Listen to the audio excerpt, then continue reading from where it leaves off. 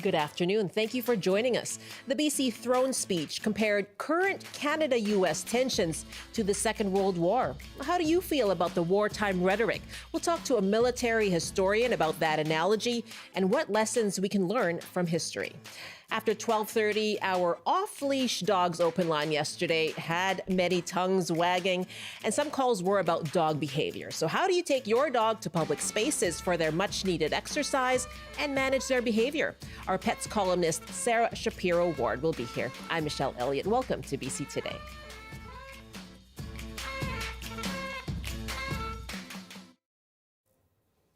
Yesterday's throne speech, delivered by Lieutenant Governor Wendy Cocchia, spent a lot of time referring to Canada's relationship with the United States. And it included words like storm, crossroads, and yes, war. We open this first session of British Columbia's 43rd Parliament at the most consequential time for our province since the Second World War. In the face of an unprecedented and unjustified threat to our economy, British Columbians are joining with all Canadians to fight back. When Britain stood alone in Europe against the Nazis, Churchill made a desperate appeal for more military equipment. British Columbia answered the call. At the outset of the Second World War, fewer than 1,000 British Columbians worked in the shipyards. By 1943, that workforce was greater than 30,000. The Lieutenant Governor ended the speech with the words, "True North, strong and free." Well, how do you feel about comparing U.S.-Canada tensions to historical wartime? Is it an all-hands-on-deck situation? And what government priorities should not be forgotten with all the focus on tariffs? You can call us 1-800-825-5950, 604-669-3733. You can hit pound 690 on your cell phone. By email, you can reach us at bctoday@cbc.ca. We'll talk to a UBC military historian in a moment. First up, CBC Provincial Affairs reporter Katie DeRosa joins me now from Victoria and has been covering the throne speech. Hi, Katie. Hi, Michelle. What was the main message of the throne speech yesterday, right? What did it say about what the government is focusing on?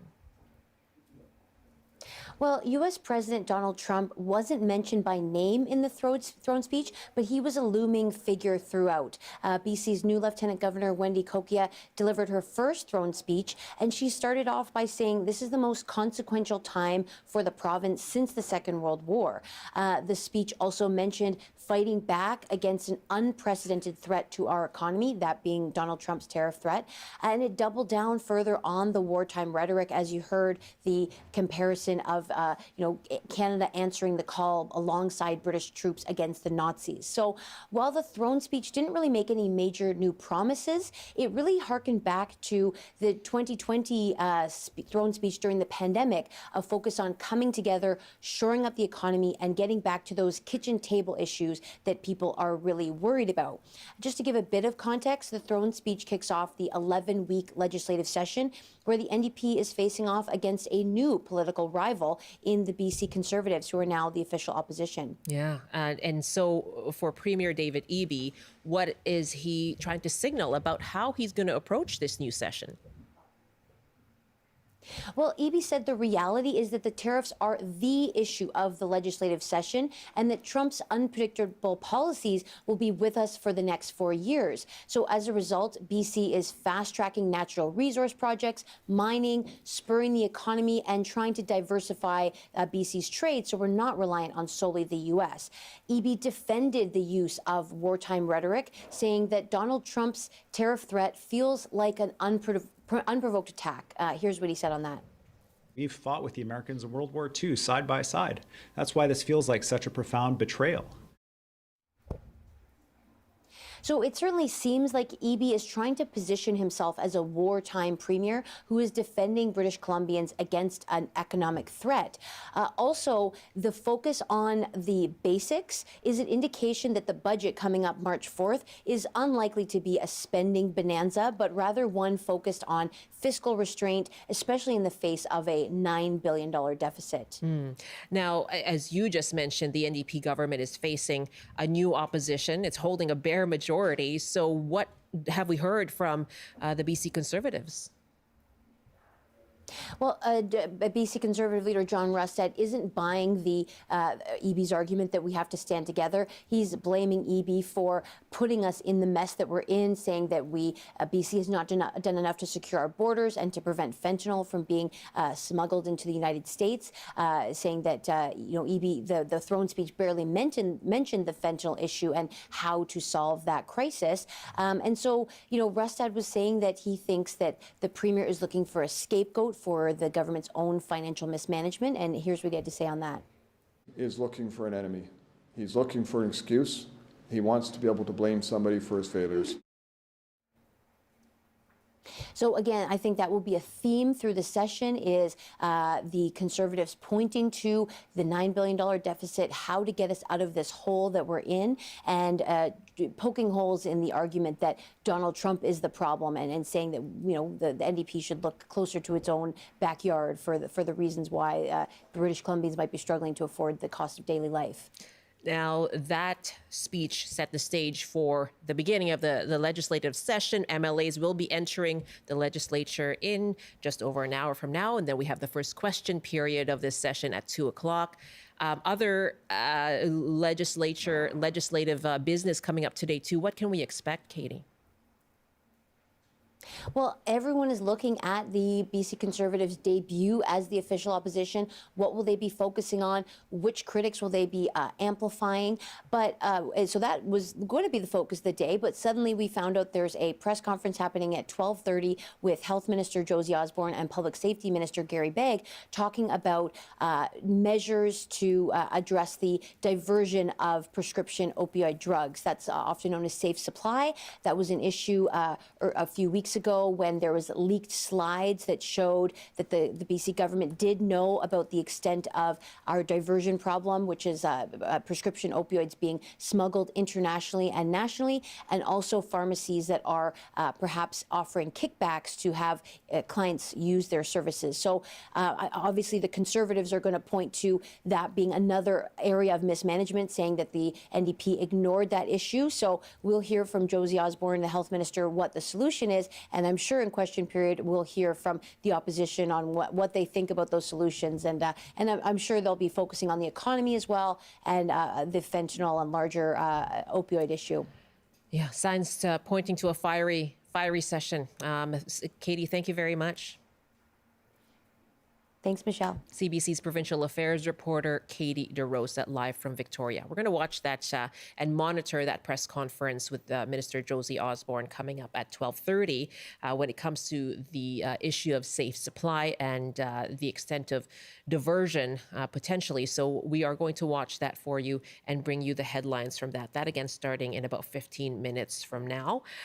Right now, we are asking you about the throne speech and asking you, how do you feel about those comparisons of the current Canada-U.S. tensions and the impending trade war to historical wartime, to the Second World War?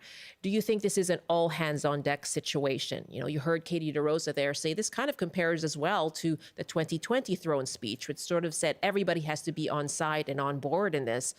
Is that what we're looking at this time around too? And what do you think are those government priorities, though, that should not be forgotten with all this news and all the focus on tariffs? Love to hear from you. 1-800-825-5950, 604-669-3733. You can hit pound 690 on your cell phone. And you can email bctoday@cbc.ca. Joining me now is David Borys, a military historian and author and sessional lecturer at UBC's Department of History. David, good afternoon. Thanks for being with us. My pleasure, Michelle. Always a pleasure. Well, what do you think of, hearing the phrase, this is the most consequential time for our province since the Second World War, and overall the comparisons to wartime? Well, I think two things. First of all, this is still politics, and language is being used to try to unite British Columbians behind a political party and a cause, with this movement behind the NDP, who are clearly threatened politically right now by the Conservatives.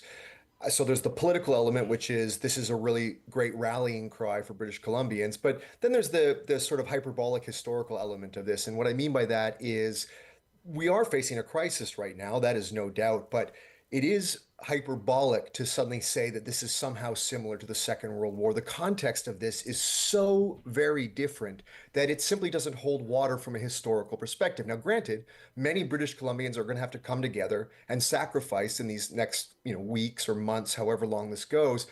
But realistically, this isn't the Second World War in repeat, and this isn't the type of crises that we faced as a province and a country in the Second World War.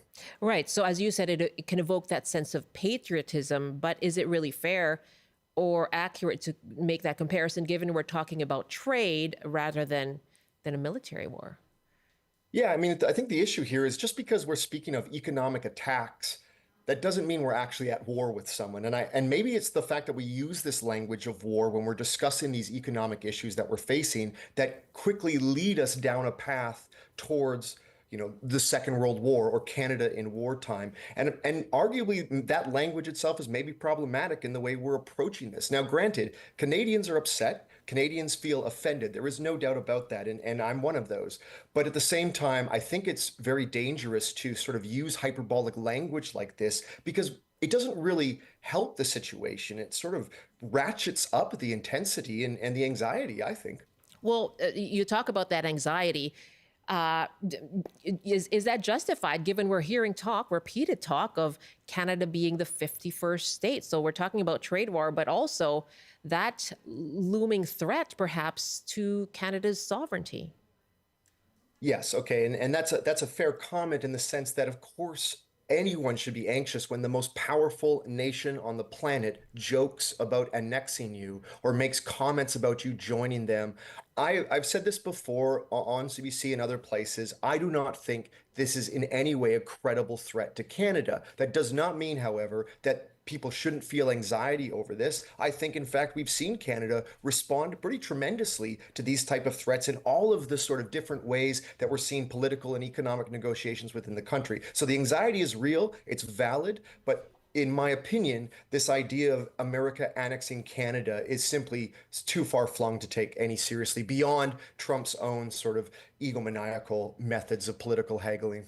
I know you're not a political scientist, but what do you think is the motivation for throwing around that term then? I think what Trump has wanted to do is put Canada up against the wall. I think he personally has a problem with our prime minister. I think they have a personal spat, and Trump is not beneath carrying out his political will against personal enemies. And I think the second thing is Trump has called repeatedly for us to step up in certain areas. And while the border, I absolutely think he's way off track when it comes to the border. Our military spending in NATO is absolutely an area that he has called us out on, and we have dragged our feet on. And here's the thing, since he took power, we have made even greater steps forward in spending on our military. I believe he is using this to pin us against the wall, to sort of cave in to things that he and frankly other Americans have been asking us for quite a while. My guest, David Borys, military historian and author, sessional lecturer at UBC's Department of History. And we're asking you, what do you make of hearing the wartime rhetoric being invoked from politicians, specifically yesterday in the BC throne speech delivered by the new Lieutenant Governor, Wendy Cocchia? What do you make of those comparisons? Is it hyperbolic? Are you anxious when you hear the lines of Canada as the 51st state, or Prime Minister Justin Trudeau referred to as Governor Trudeau? But what do you make of that? Is it fair to make those comparisons? And is this an all hands on deck situation? Love to hear from you. 1-800-825-5950, 604-669-3733. You can hit pound 690 on your cell phone. Janet is on the line in New Westminster. Hi, Janet. What are your thoughts? Yeah, what are your thoughts about using wartime rhetoric right now? Thank you for taking my call. Sure. But your military historian is a little off base when he says that it's a apolitical party that is invoking all this. This is a political situation. Donald Trump would really prefer to make Canada into a colony of the U.S. He's offering 51st state to anybody. What happened to Puerto Rico? They're the ones who want it. Okay. And as far as the rest of it is, it is not far-fetched to call this similar to World War II. It's just because it's not bullets flying; it's nasty words that are flying. What do you make And of anything that comes out of Donald Trump's mouth, you have to take seriously because that is how he thinks. I mean, he's already blaming Ukraine for starting the war in Ukraine. I don't think that's anywhere close to the truth. Certainly, we'll talk about that as well with David, when it comes to global conflict and the global alliances and situation right now. I want to ask you, Janet, we heard from David as well that we should be looking at, coming together, that the public should be coming together, and there may be sacrifices. You say that this is kind of an all hands on deck situation. What action would you like to see? Well, what action would I like to see? I would like to see the tariffs between the trade restrictions between provinces and so on. I think the blue states or the red states have to kind of decide, whether they want to go through with Manifest Destiny, which is what Trump is all about. He's so focused on his own political power and do as much as he possibly can to make sure that whatever his ideas are what's going to be running the U.S. Even after he's out of power. And we can hang on for the first 2 years. I think the U.S. population is going to understand what tariffs really mean. And we'll vote him out of office, and we'll vote the Republicans out of Congress and the Senate. Okay. There are Janet, those thank you. midterm elections coming up, and that is what we can hope for. Okay. But otherwise, we're looking at this. We're looking at damage for the next 10 years. Take a look at these words seriously, is what you're saying. Take Donald Trump at his word. Janet, thank you very much for the call from New Westminster. Let's go back to David Borys there. Okay, so, there's been this debate, right, about how seriously to take the 51st state talks. Let me just touch on Janet's point there about Ukraine. And there's been developments in the last couple of days with Trump having a phone call with the Russian president, Vladimir Putin, and being critical of the Ukrainian president, Volodymyr Zelensky, who has since come out saying, Donald Trump is in a disinformation space or sphere. Can you just parse through that for us? What do you make of those recent developments when it comes to what's happened since Russia invaded Ukraine? Well, Janet is right on one thing. Donald Trump is unpredictable. And his actions towards Ukraine and Russia are, frankly, they're turning into a betrayal of Ukraine. They're turning into a betrayal of the European nations that have long been allied with the United States. This is upending the international order. He even went as far as to call Zelensky a dictator, believe it or not. He's sitting in a room with Putin, and he's insulting this Ukrainian leader who's trying to fight for his nation's freedom against the clear aggressor. I don't think it's inaccurate to say that Donald Trump lives in a disinformation space. That being said, and this is important, he is very unpredictable, and things like the 51st state become much more scary from the mouths of someone like that. But I think two things can be true at the same time. He is upending the international order in Europe. He is certainly damaging relationships with NATO, with European nations, with Canada as well. But that doesn't necessarily mean that we have to assume that the 51st state is his next plan in all of this as well. So two things can be true at the same time. Love to hear from you about lessons in history that we can take right now. We have some emails here too. Joanne writes from Victoria, when we watch what is going on in the United States, it reminds me of the warning from Pastor Martin Niembler, a German Lutheran minister who was imprisoned in a Nazi concentration camp. And quote, first they came for the socialists and I did not speak out because I was not a socialist. Replace this with his immigration expulsion. Then they came for the trade unionists, and I did not speak out because I was not a trade unionist. Replace this with government employees. Then they came for the Jews, and I did not speak out because I was not a Jew. Replace this with LGBTQ. Then they came for me, and there was no one left to speak for me. And Joanne goes on to write, it serves as a warning against apathy and the dangers of remaining silent when injustice is happening to others, even if you don't directly identify with the group being targeted. Thank you very much for your email, Joanne. Let me just put that to our guest here, military historian David Borys. What lessons can be learned then right now? What would be applicable right now? Yeah, I think there is a real concern about the erosion of rights for specific groups in the United States. And I think that is a significant cause for concern. Perhaps it's because I'm a historian and I've read and written and studied crises so often in our past and the history of the globe that I'm not one to jump down the slippery slope of here we go towards fascism or here we go towards the next Hitler. I'm not comfortable intellectually coming to that conclusion. Why? But Why? because there were so many moments in history, this nation's history and global history, where people thought the end of the world was nigh, where the next politician or the next party or the next movement was going to destroy the social fabric, the cultural fabric, or the economic fabric of this country, of this globe, etc., the West, etc. And what happens more often than not, way more often than not, that doesn't happen. It doesn't pan out the way people are afraid it's going to. And history has shown us time and time again that that's a reality. Now, granted, every once in a while, you do have a Hitler and you do have a Stalin. So those do happen. We have to be on guard against that. But I'm unwilling to just sort of embrace this is a slippery slope towards something. However, that being said, we absolutely have to be on guard when rights of groups are being eroded. That's a fundamental truth. And I think there was some very, very serious concerns in the United States, in particular, about the erosion of rights for specific groups.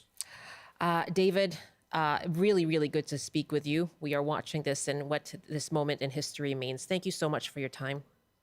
Always a pleasure, Michelle. Yeah, David Borys is a military historian and author, sessional lecturer at UBC's Department of History.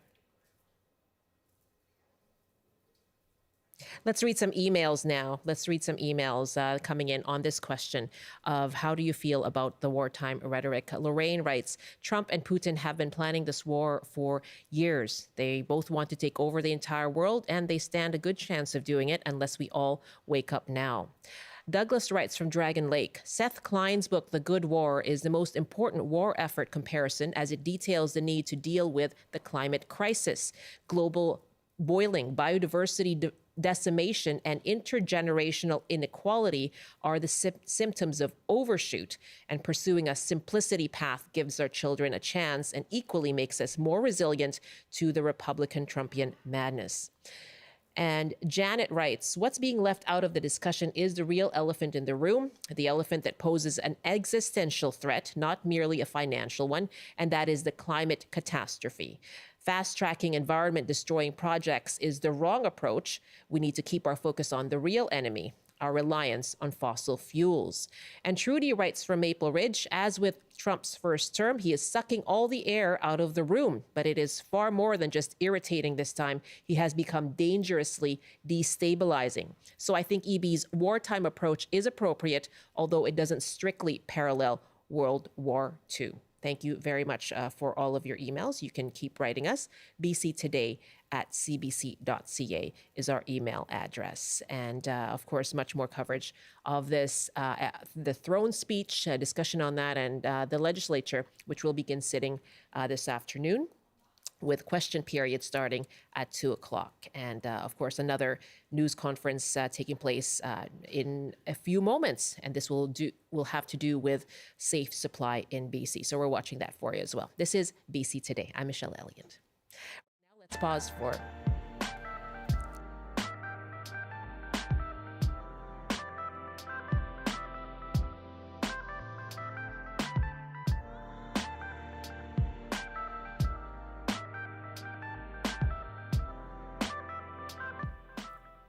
You're with BC Today. Thanks so much for joining us on CBC Radio 1, CBC Television, and live streaming as well on the CBC website and on YouTube. Coming up, we are watching that news conference with Minister Josie Osborne regarding safe supply.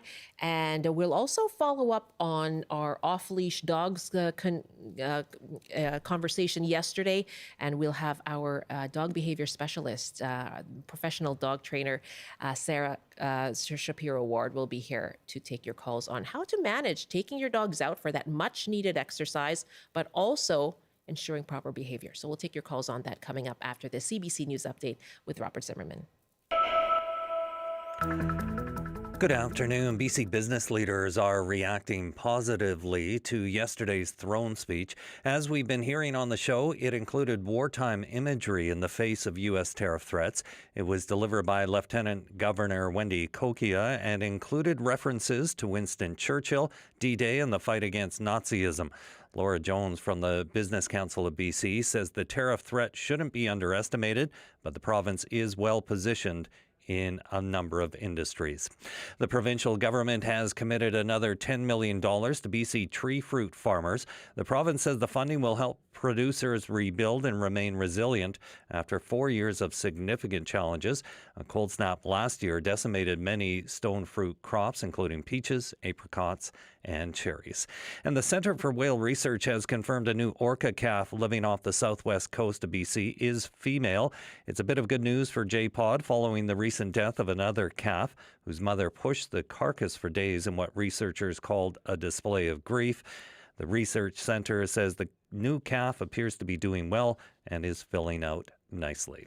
And now the forecast on the north coast. Rain ending, then a chance of showers this afternoon with strong winds and a high of 4. Highs around -15 with a chance of flurries in the Peace. In the central interior, including Prince George, periods of snow with a high of -4. Highs from -3 to +1 with periods of light snow in the Kootenays. In the southern interior, including Kelowna, snow and rain with a high of 2. And for Metro Vancouver, Greater Victoria and the Fraser Valley, periods of rain this afternoon, windy in some areas with highs around 9 degrees. That's your CBC News update from Vancouver. Thank you so much, Rob. Rob Zimmerman in the CBC Vancouver newsroom. Welcome back. You're with BC Today here on CBC. And I'm Michelle Elliott. Very good to have you with us this afternoon. And we're continuing our conversation right now on the wartime rhetoric that you're hearing when it comes to dealing with the threatened tariffs from U.S. President Donald Trump, the talk of Canada becoming a 51st state. We heard that in yesterday's throne speech. It was reiterated by Premier David Eby. And we're asking you how you feel about it. My guest has been historian David Borys. Thanks so much for sticking around with us, David. My pleasure. Let's take some more calls. A lot of people have something to say on this. Rob is on the line in Salmon Arm. Hi, Rob. What do you make of these wartime comparisons? Yeah, what do I make of it? First of all, I'm angry with rage beyond belief, but my historical reference is this. During World War I, an ammunition ship collided with another ship in Halifax Harbor, drifted ashore, and exploded. The facial injuries and eye damage from the thousands and thousands of citizens of Halifax was beyond belief. And at that time, Halifax couldn't support the emergency. The first responders came up from Boston. My point being, we're not at war with the American people. We go south and fight their forest fires. They come north and help us with hurricane damage, et cetera. It's a back and forth relationship between citizens and societies. It's one man that's causing this grief, this rhetoric. Beyond that, we're not at war with the Americans. What an important point, Rob. Thank you. That's something that's been underscored by the Premier and by other politicians as well, that separation from policy and the public. David, I can see you nodding your head as you're listening to Rob. Yeah, I think that's a fantastic point. The United States of America and Canada cooperate on a level that does not exist for any two countries on the planet. You could look at something like NORAD and see this incredible military cooperation that's been going on since the late 1950s that continues to go on for the defense of both countries in the skies over both countries, our work in the Arctic, our work overseas. We work and on economic levels, on cultural levels, and fighting forest fires is a great example. We are so supportive of each other on so many levels that Rob's right. This is really about one man, and it is his party, and there are people in the party who believe what he says, but it is not America. This is not about the United States of America as a nation, as a people. We help each other. Right now, we are helping each other every single day in ways that so many Canadians and so many Americans simply don't understand. Yeah, fair point. Andrew in Comox Valley is on our open line now. Hi, Andrew. Hi. Yeah, go ahead. What are your thoughts on these wartime comparisons, and are they fair? Well, I agree with your previous caller and your guest. Being a veteran myself with 2 tours overseas, I find it very insulting and quite ridiculous that people would say that this is a call to war. It's not realistic. It's just divisive, and it's obviously manipulating the people. So anybody out there that's falling for this narrative and believing that, all the end is near, it's exactly what they did during COVID, which was spool us up, terrify us, and divide us. And I'm just totally against it. Andrew, how do you feel then as a veteran right now? I feel very safe and secure because I've done many, many deployments / exercise and training with our American colleagues.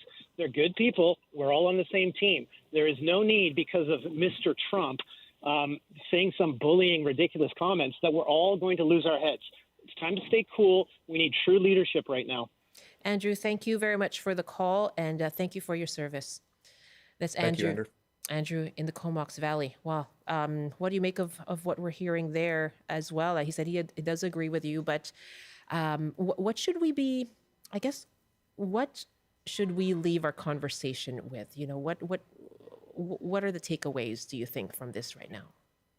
Well, Michelle, if I was to say everything's going to be okay, I think your callers, your switchboard would light up. I think I think Andrew brought up a great point. We need calm leadership right now. We are in an economic crisis. When this happens, this is a reality, and we are going to have to make sacrifices. We're going to have to make choices. But I think this is an opportunity for Canadian politicians and for Canadians to realize that we have some ways we can strengthen our country so we don't expose ourselves to this anymore. Interprovincial trading, maybe expanding energy infrastructure, increasing the size of our military, increasing our relationships with other countries. This is an opportunity right now for Canada to strengthen itself. This is a wake-up call. It's not a threat. We're not going to be invaded, but it's a great wake-up call for Canadians from the West Coast to the East Coast to say, hey, we need to start focusing on how to make this country stronger because we've let this lapse.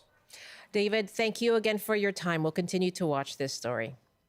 Thank you, Michelle. David Borys, military historian and author and sessional lecturer at the University of BC. It's now 12:38 Pacific time. Well, on another topic now, we talked about this yesterday. Should dogs be allowed off leash at public parks? Metro Vancouver is reviewing dog rules at Pacific Spirit Park at UBC's endowment lands. And we got some emails yesterday from dog owners. Alex writes, as a responsible dog owner who's been walking that park for a decade, we have had more negative experiences with cyclists and runners than other dog owners. I believe educating the public on how to engage in a multi-use space is the best way forward. My dog has been hit by cyclists, but we aren't discussing banning cyclists. If people want to use a public space, we all have to work together and be kind. Humans in the city have access to all public space. Dogs do not. We have very limited access to exercise our animals and ensure their physical and mental well-beings. If someone fears dogs, I suggest politely asking us to leash our animal as we walk by or asking us to call them over. Annabelle writes, I've been walking the trails with and without a dog for over 40 years, and I've never witnessed a single aggressive incident. We rely on those trails for exercise, which dogs need badly to run off their energy. If a dog is constantly kept on a leash, it is detrimental to its health. The petition that was started garnered 4,000 signatures. We absolutely need the area for our dogs. I know runners who feel safer with the dogs, and when children are around, I leash my dog and introduce them to her, and they are thrilled to pet her. Most dog owners are responsible. And thank you very much. She also writes, make some designated off-leash loops, but keep them on the south side of the park. Thank you very much for your emails. It's bctoday@cbc.ca.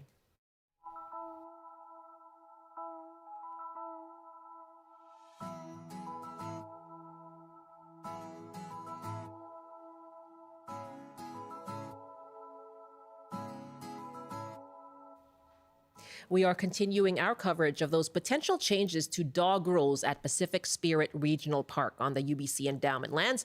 And again, Metro Vancouver reviewing the rules around the spaces where dog leashes are optional. That, of course, is renewing the debate around sharing public parks and spaces with dogs and off-leash dogs specifically.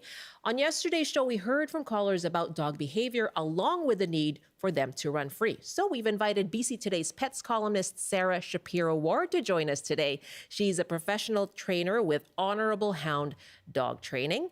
And you can call us too. How do you manage your dog's behavior at public parks and trails? You can call us 1-800-825-5950. 604-669-3733. You can hit pound 690 on your cell phone.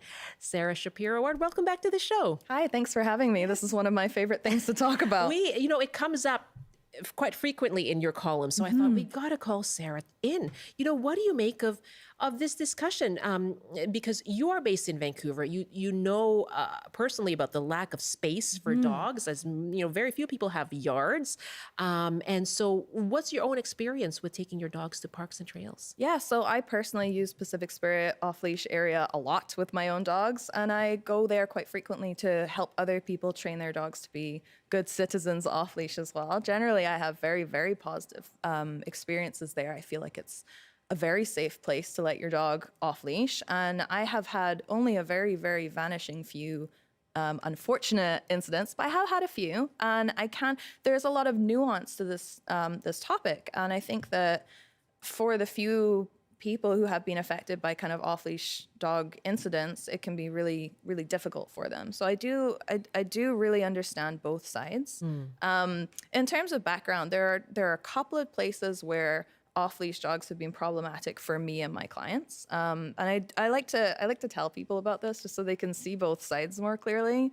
I have some clients who are a little bit older and they're full risks, and they have a dog that they like to exercise, but on leash. And the main thing that they're concerned about is dogs jumping on them because they have been knocked down in the past. And I think in Pacific Spirit especially, we're not really talking about aggressive dogs. It's not really biting. It's not really attacking. It's not scary dog aggression. What it is it's excited big puppies and big adolescent dogs, big breeds who are running around and they're just bumping into people or jumping up and knocking people over. And that does sometimes happen. And that is something that happened to me once with these clients on the on-leash nature trail.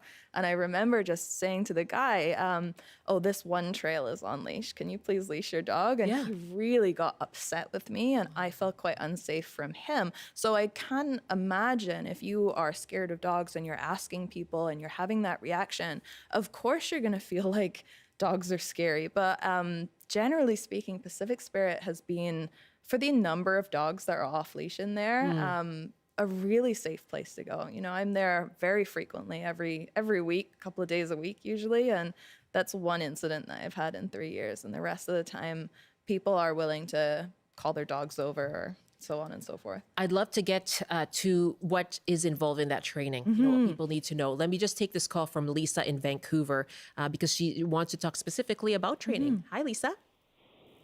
Hi. Hi, yeah, go ahead. Thanks for taking my call.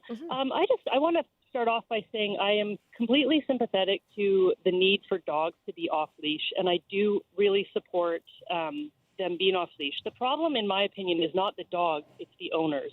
And I really think if you are a dog owner, I don't want contact with your dog. I don't care that she's friendly. I don't want your dirty paws on my leg. My mother's been knocked over. And so I think dog owners need to really be conscious of the fact that not everybody thinks their dog is the greatest thing ever. And so make sure if your dog is a jumper upper, it's your duty to make sure that you're not letting that happen, because this is where the conflict's coming from. Yeah. And so I really support training, and I really, really think it's important that we do have off-leash spaces. It's not fair for dogs to be on a string their whole life, but I do think dog owners really need to take that responsibility and just make sure that they're doing what they need to do and understanding that, yeah, not everybody wants contact. Yeah, Lisa, thank you so much for that. So what is the what's involved with the training that you provide? So there's a lot to it. And none of it's particularly complex. It's just something that you have to be conscious of, like Lisa's saying, because if you go in and you're just like, well, they're dogs, they jump on people, that's, it's your responsibility to go, no, my dog should be under voice control. That's technically how things are supposed to work down there. And one of the really unfortunate things is anyone who recognizes that is coming to dog training classes. It's the people who don't. I don't have access to help them. Right. And that's one of the big issues. So I almost wonder if, rather than enforcing people with a fine, you slap them with a 6 weeks of training class. That would be my, sometime with you. That would help me out. As I said, there's a lot of things that you can do, but I have one major tip that I want to share with everyone that I think is like one of the most important things that you can teach, which is teaching your dog a hand target or a touch. Have you heard of this before, Michelle? No. So this is where you'll call a cue like touch, and your dog will come running over and they'll touch their nose to your hand. And this is a recall, but it's a specific recall. You can bring them over to your right side or your left side, depending on which hand you're using, and you can move your hand around to get them to follow. So when you're in a trail situation, if you see a bicycle coming or kids or someone who's like looking at you and they're like nervously like looking away from your dog, you just call your dog to your hand and then they follow your hand as you move past. Sometimes with a recall, when you just call come, they come, but they don't come all the way. Or they come and then as soon as they reach you and they eat their treat, they're off again. And so it doesn't give you enough time to get past. So this hand target cue where your dog is targeting your hand, they're coming and they're following your hand and you keep going until you're past and then you reinforce. That is one of my top tips for trail etiquette because it just helps you in so many situations. Wonderful. And you reinforce with a treat after you've passed. Yes, exactly. Okay. How many times do you think you can try that until it's ingrained?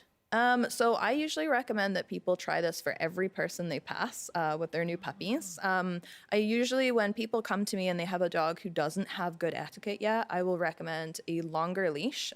So on the on-leash trails, it's 8 foot, but when you're off-leash, you can use a leash of any length. So we go for like 25 feet, that gives your dog the simulation of being off-leash whilst you still have control. You can reel them in if you need to. And every time we go past someone, we do touch, we get a treat. We carry on, we do touch, we get a treat until that becomes the normal way of passing people. So for the most part, your dog will just ignore people and kind of pass them instead of trying to go in and investigate. You have to do that more often than not, more often than you just let your dog go up to see people. Otherwise, that becomes the dominant behavior, if that makes sense. So this is rinse and repeat many, many times. Yeah, that it becomes sort of arbitrary. You want to make it a consistent behavior. All right, great call. Thank you so much for that. And Julia is on the line now in Vancouver. Hi, Julia. Hi, thanks for taking my call. Sure. I wanted to let people know, because they may not know, that guide dogs are another sort of part of this conversation. I am blind and I use a guide dog. And there have been a few occasions where some dogs that are otherwise really well trained or kind and nice and everything can be kind of set off by the harness that a guide dog wears. And very disorienting for the blind person, because you're going along, you're fine.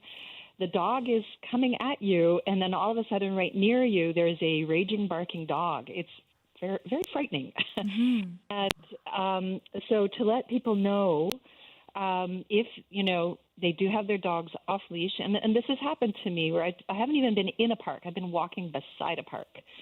And off-leash dogs have approached, and it's really, really hard for the guide dog itself, because they're trying to do their job, and they are, they're not really, indicating to you that there's something coming at you like that.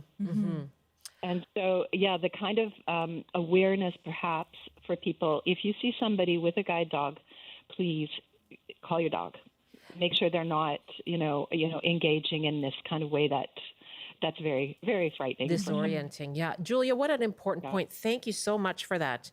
and yeah, putting that message out there. What's your take on that? I completely agree with everything Julia is saying. So in my puppy class, when we're talking about polite greetings, my example is actually a guide dog, because I'll say to people, look, your puppy wants to meet everyone and every dog, but sometimes they can't, and that's frustrating for your dog. You know, like if your dog sees a guide dog, they cannot say hello. That dog is trying to do its job. If your dog sees a dog in a muzzle as well, you should give them space, or at least ask, you know, because a muzzle usually generally means that person needs some space with their dog, and your dog shouldn't be running up to it. I mean, it might just be eating stuff off the floor, but it's really important for new puppy parents to know that their dog can't just go up to any dog. I think you had someone on yesterday as well whose dog was injured, you know, and could not play. It was really bad for his recovery. And so it is really important to be mindful of other people's dogs in that interaction. But as I say, I get access to educate people who come to my classes. I don't necessarily get to meet everyone. And I think that not many people get this message. They think that dogs are going to say hi to dogs and that's everything's all fine and good in the world. And they don't think about this stuff. One of my kind of top tips that I do just to stress people out as much as they've stressed me out is I'll tell them my dog has kennel cough and it's really bad. So if my dog's on leash and an on-leash dog comes running up to me, I'll be like, oh my goodness, my dog has the worst kennel cough right now.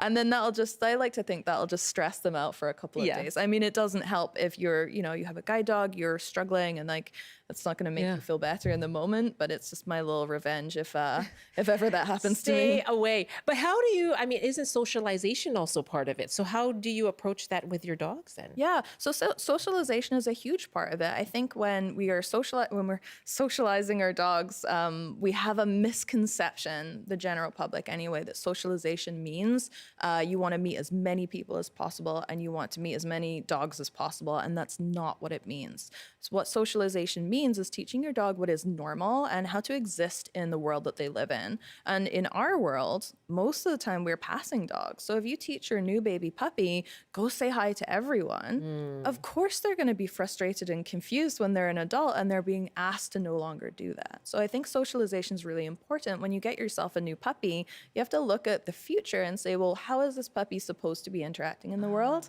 And most of the time, you are going to say hi to less than 10% of the people that you pass. And that's generous. 10% is a high number. So really think about that and be mindful. That just flipped things for me, because to me, it's not that socialization is socializing. It's knowing how to participate or to exist in a social space. We're kind of fighting an uphill battle with the wording of this concept. And I know some trainers have tried to reframe how we call socialization, because that's the connection that normal people make, as socializing means playing. But it really does mean teaching your dog how to exist in the world that they live in. That's really, really, for me, just very illuminating and educational. Chris is our next caller now from Victoria. Hi, Chris. Hi, thanks for having me on today, Michelle. Sure. What's your experience? Well, to be honest, my experience, I am all for having off-leash dog areas and people to be able to have their dogs playing off-leash. I have a dog myself. But my experience over the last 10 years of owning a dog is that very few dog owners have anywhere near 100% recall with their dog when it's off leash. And the reason that there's a challenge there is that, in our scenario, we have a very anxious dog and she's developed anxiety over the years. And that anxiety trend has transitioned into aggression with certain dogs and certain energies, depending on the situation. And so if we have an off-leash dog coming up to our dog and our dog is on the leash and we're saying, hey, can you call your dog back? This isn't a good opportunity for your dog to meet another dog. 90% of the time, that dog owner doesn't have the ability to call their dog back. And it ends up being a problem. And so I think that's my biggest challenge with this is that, I'd be interested to know what your guest has to say about it, because, from my experience, there are very, very, very few dog owners out there that have anywhere near 100% recall when their dog is off leash. Yeah, great point. Ways to, how do you approach training recall? And So I think Chris is pretty accurate. And if you are in an on-leash area, a lot of the off-leash dogs that you're going to meet are kind of owned by people who don't care that much because they're not really following the rules. It's not always true, but generally speaking, if you have someone breaking the rules in an on-leash area, they've called their dog and they've made themselves scarce before there's a problem. So there is a bit of bias that goes into when you have an interaction with like the person cannot call their dog back because by the time that's happened, you've already moved past all the people who've actually trained their dog, if that makes sense. So there is some bias there, but it is a real phenomenon. In somewhere like Pacific Spirit, and I do encourage anyone who has strong feelings on this to like go and walk around in Pacific Spirit and walk past some of these dogs, because a lot of those dogs have really great recall, especially in that environment where they've been walking for some of them many years, you know, and they are used to people passing, they're used to passing dogs. They've had lots of practice going up to dogs and being recalled away quickly because that's the setting that we are faced with in there. And so it's very routine for them. In Pacific Spirit, there's less wildlife. So there's fewer things like deer for your dog to chase. And so generally speaking, the recalls that you're going to see in Pacific Spirit and other places where dogs are allowed to be off leash are on the whole, better than places where you're going to have those random interactions. It's usually like where, yeah, that's usually where I have a really bad time as well. Oh. I'm so glad you were able to come in and go through the training that's needed for managing your dogs and giving them that exercise they need, but as well safely. And it's really important. So I do just want to reiterate, I use these trails all the time. Having that ability to exercise your dog in that environment is so important for their well-being. Like keeping them on leash their whole life is not something that we as dog owners can do and still give our dogs a high quality of life. It would be a pretty extreme welfare issue. Great to talk to you, Sarah. Nice to see you. Thanks, Michelle. Sarah Shapiro-Ward is our BC Today Pets columnist and a professional dog trainer. I'm going to update you now on some breaking news. So we mentioned that the Health Minister, Josie Osborne, was holding a press conference just in the last half hour here to do with safe supply and diversion. So our CBC Provincial Affairs reporter, Katie DeRosa, reports that Health Minister Josie Osborne has announced pharmacists who give out prescription opioids will now have to witness people taking those safe supply drugs to avoid the diversion of those drugs. So again, to deal with diversion, pharmacists who hand out or give out prescription opioids will now have to witness people taking those safe supply drugs. And this is something that BC Conservative MLA Eleanor Sturko has long been calling for. So essentially, people who get those prescriptions are not able to leave and take those drugs home. That coming from the Health Minister for BC, Josie Osborne, just in the last half hour here. Much more coverage of that, of course, throughout the day here on CBC. And we'll talk about it tomorrow on the show and take your calls as well. And that's it for us today, though, here on the program. Thanks so much for joining us.